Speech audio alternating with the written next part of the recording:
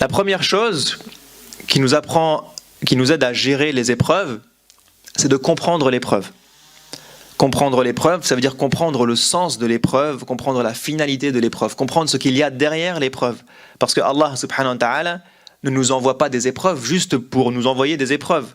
C'est qu'il y a un sens derrière, une finalité. Ce sens et cette finalité sont des versets que tout le monde connaît.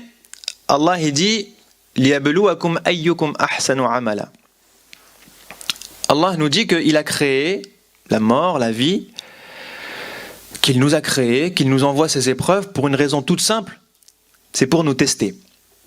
Parce qu'en vérité, nous sommes en phase d'examen. Je suis vivant, je vais vivre peut-être quelques années, 10 ans, 20 ans, 30 ans, 70 ans, 90 ans, 100 ans, mais toute cette vie que je vais avoir sur Terre, en fait, n'est ni plus ni moins qu'un examen. Un examen pour quoi faire ? Un examen pour savoir qui d'entre nous sera le meilleur. Le meilleur à avoir la meilleure note, à réussir son examen de la meilleure des manières. Celui qui méritera d'aller au paradis ou pas. Donc notre vie en fait se résume à ça. Elle se résume à « je suis en examen ». Et si on fait une métaphore avec des professeurs et les élèves, vous prenez n'importe quel élève, vous lui dites « est-ce que c'est sympa de passer le bac ?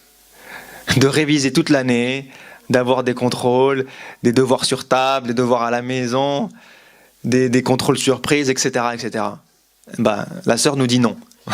Donc on a une bachelière qui nous répond en direct. Et alors il y a quelques élèves qui vous diront oui, mais ça c'est les extraterrestres de la classe. Sinon tout le monde vous dit non. Passer le brevet, passer le bac, passer la licence, passer le master, passer le doctorat, c'est pénible.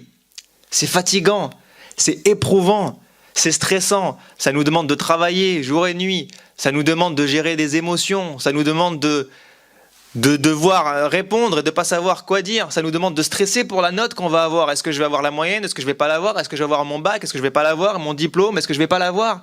C'est difficile.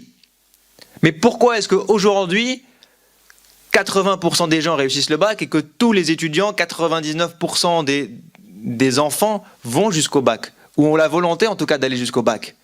Pourquoi? Parce qu'ils savent que derrière, il y a un résultat.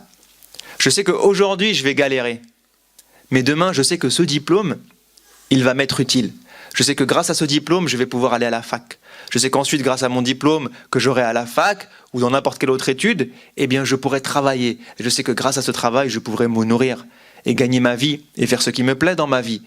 Et fonder une famille et donner à manger à mes enfants, etc., etc., etc. Donc, ce qui me fait supporter la galère des épreuves, la galère des révisions, la galère des examens, la galère des devoirs, ce n'est ni plus ni moins que cette vision lointaine de « je sais que ça va m'être utile un jour ».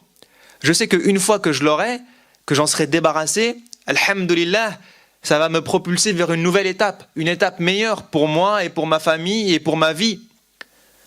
Et c'est pour ça que les gens le font. Et si on revient à nous et à nos épreuves, eh bien c'est la même chose en fait. Le jour où vous rentrez au paradis, eh bien vous vous dites là, je comprends. Là, je sais que toutes les épreuves que j'ai vécues pendant 30 ans, 40 ans, 70 ans ou 100 ans, eh bien ça valait le coup. Je sais qu'aujourd'hui, si je suis testé par Allah subhanahu wa ta'ala, je sais que je suis en examen. Et si on change notre vision des épreuves, eh bien wallahi, déjà ce sera un pas vers apprendre à gérer les épreuves. Si lorsque la personne qui est devant moi dans ma voiture n'avance pas, j'ai deux choix. Soit je me dis, j'en ai marre, je vais le klaxonner et je vais le frapper. C'est une possibilité. Soit je me dis, je suis en examen pour mon diplôme du paradis. Et là, votre philosophie, elle change. Et là, est-ce que je vais avoir mon bac ou est-ce que je vais le rater? Est-ce que je vais avoir mon diplôme pour le paradis ou est-ce que je vais le rater? C'est vous qui décidez.